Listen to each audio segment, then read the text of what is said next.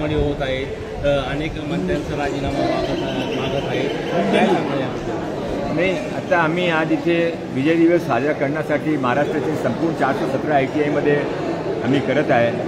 तो तिथे जे घडामोडी राजकीय सोशल मीडिया किंवा मीडियावर चालला आहे याबद्दल मला माहीत नाही आहे. त्याबद्दल आमचे ज्येष्ठ नेता योग्य निर्णय करतील.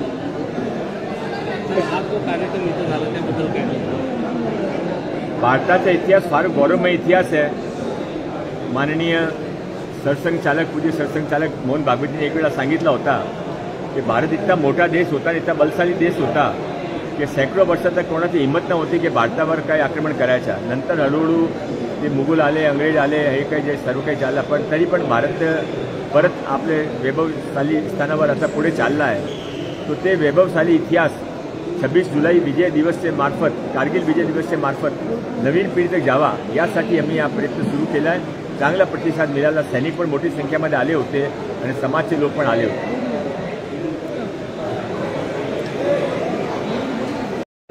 असं काय सांगाल? खरं तर आज कारगिल विजय दिवस साजरा केला जातो.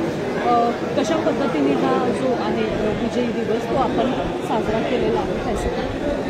कारगिल विजय दिवस हा भारताच्या अभिमानाची गोष्ट आहे आणि हा साजरा केला पाहिजे, कारण सैनिकांचं जे बलिदान आहे याला आपण कुठेतरी आदर व्हायला पाहिजे, श्रद्धांजली व्हायला पाहिजे.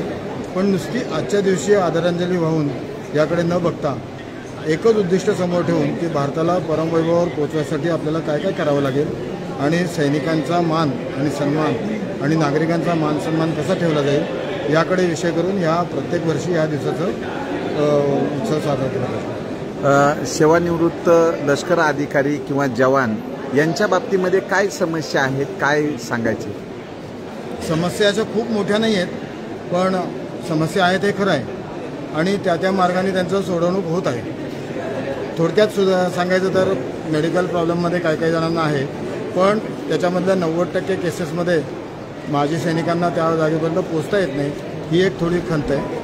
आणि काही विधवा ज्या आहेत, वीर नारी, त्यांच्या पेन्शनचे प्रश्न काही आहेत आणि ज्या वैद्यकीय सेवा ज्या आम्ही ECHSच्या माध्यमातून किंवा घेतो त्या छोट्या छोट्या सर्कल्समध्ये उपलब्ध नाहीत आणि त्याच्यामध्ये प्रयत्न चालू आहेत होईल असे. त्याच्यामध्ये असं खूप मोठ्या समस्या नाही आहे, पण आहे समस्या थोडीशी की जसं लोणावळा भागामध्ये एकही इम्पॅनल्ड हॉस्पिटल नाही आहे. तर लोणावळ्यातला जो काही 40 किलोमीटरचा भाग आहे त्यांना तळेगाव किंवा पवना डॅम किंवा पवना हॉस्पिटल, सोमाटणे फाटा किंवा MH पुणे अशा ठिकाणी जावं लागतं.